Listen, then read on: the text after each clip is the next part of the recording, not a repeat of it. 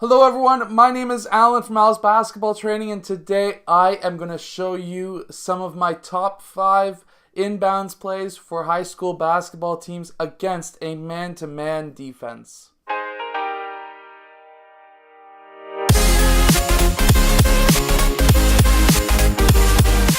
So hello everyone, my name is Alan from Al's Basketball Training. On this channel, if you're new, I show basketball plays, drills, and skills. I break down NBA plays and stuff like that. And today I am going to show you my top 5 inbounds plays against a man-to-man defense for high school basketball teams. But first, I would like to show you this new shirt of mine. Hard work pays dividends. If you work hard, you will become better as a coach, as a player, just anything you do in life. But anyways, this is coming soon. This is very, very soon. I'm trying to work out a few different designs, and I will be starting to sell some shirts for you guys. Anyways, let's get down to the clipboard and let's check out these inbounds plays. Okay, so first in this first inbounds play, this is what I call the S inbounds. So the S stands for shooting. So let's call player 2, let's call him Ethan. So player 2 is named Ethan. We would call this SE. Or if he was player number 2, as in his jersey number was number 2, you could also switch the name halfway through the game so that your defensive team going against you will be a little bit confused. So this could be S2 or SE, one or the other. But from there we have player 3 inbounding, and basically what this play is for is against the baseline, and we're going to have player 2 running once that player gets that ball right there.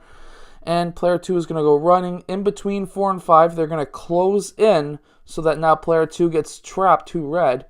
And player 2 blue is going to pop out to this sideline where player 3 will inbound the ball to player 2. And the main goal is obviously for shooting. That's why it's called the S play, shooting play. And player 2 is going to shoot the ball. We need player 1 getting the rebound, and when player 3 passes, he's going to run inbounds and go to this side of the court so that these two players are ready for the rebound. We have all of the defense, or at least majority of it, on this side of the court, and when you shoot a basketball, generally speaking, if it misses, it goes to the opposite side of the court, so we have a nice mismatch on this side, 2-on-1 to get that rebound, and we should get that put back very, very easily. So you can also use this play on the sideline as well. There are a few differences, however. The goal behind this one is for player 2 and for player 5 to set up that screen, and whichever one of these two players get called, so let's call it S4 as an example, we're going to have player 4 run between these two players. His defender is going to go between, and these two players are going to close. The opposite player, in this case player 1, will then cut along the sideline this way so that he may be open down here for the shot or the layup. And then player 4 is good for the long lob pass in for the 3-point shot as well. And then once everything is gone through, let's say player 1 gets the ball along the sideline, he could take the shot.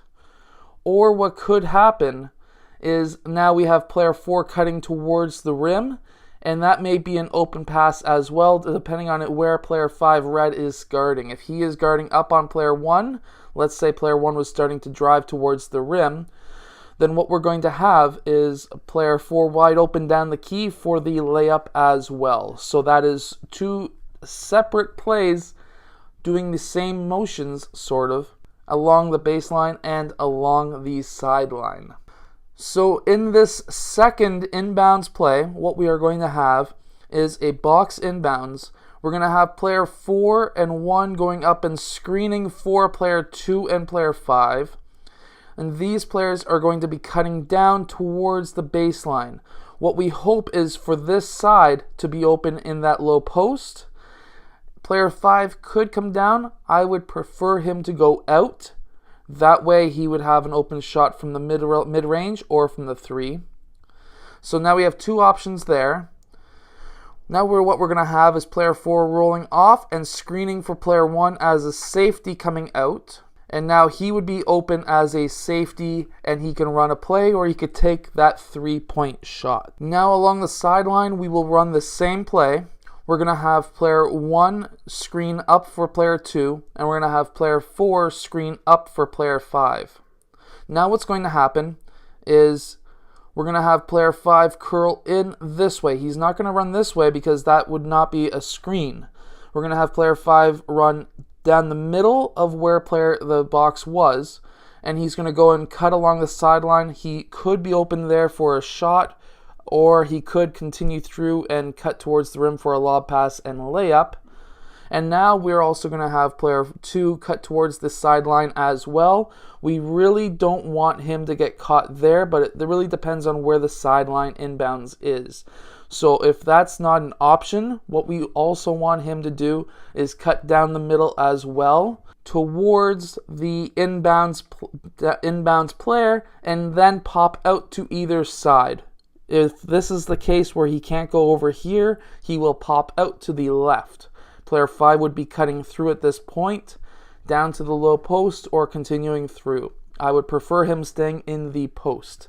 Next, we're going to now have player 4 screening for player 1, and he'll be cutting out this way towards the middle of the key where this could be a nice lob pass and a layup, or player 5 could play safety and nice layup for player 5. Now let's go on to our third play. Okay, so now in our third inbounds play, what we're going to have is a player 1 weaving in between player 5 and player 2. So he's going to go this way and then back out. And then what's going to happen is we're going to have player 4 go in towards that side, the side of the key there. And we're going to have a nice big screen. So most likely player 4 is going to go right behind player 4. And we're going to continue through, and this may be open. Now, this is the really good part. This is going to be a sandwich screen, and what we really want is a switch. This is definitely 100% what we want, because if we get a switch with player 4 going out on player 1, if player 1 gets the ball, he could shoot it, or if player 1 gets the ball and he's covered, even if he's doesn't get the ball, this doesn't matter if he gets the ball or not. Player 3 either has the ball or player 1 has the ball.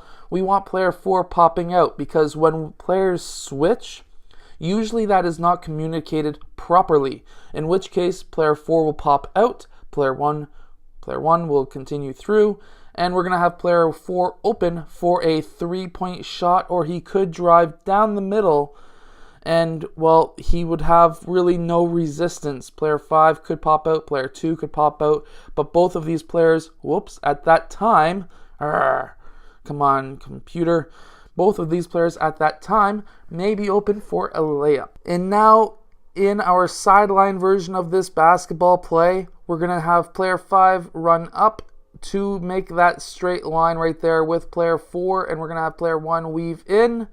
Player 1 red is going to follow, and at this point, we're going to close that off, and we're going to have player 1 cut through. Most likely, player 5 will not switch.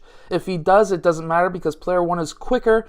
This is going to be a nice lob pass, and what we're going to have now is a nice, easy layup for player 1, with player 5 quite possibly fouling him and sending him to the free throw line. Okay, so now in our fourth basketball play, we are going to have a straight line inbounds, and this is going to be a little bit different again. So we'll run this along the sideline as well, so don't worry about that. However, what we're going to have here is basically a plain shot. We're going to have player 1 roll up, basically just pivot, and player 2 is going to use him as a screen. He's going to cut down the middle of the key. Depending on where these two players are playing, or the defenders are playing, he may be open for a layup there. But if not, he's going to then cut through. Player 5 is then going to be, because that might be a switch, so let's just call that a switch. Even if it's not, that player is going to get caught anyways.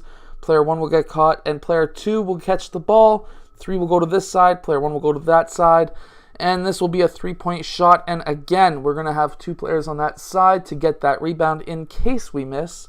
Because as we know, there are a lot of really good 3-point shooters in a high school, but nobody is ever perfect, even in the NBA.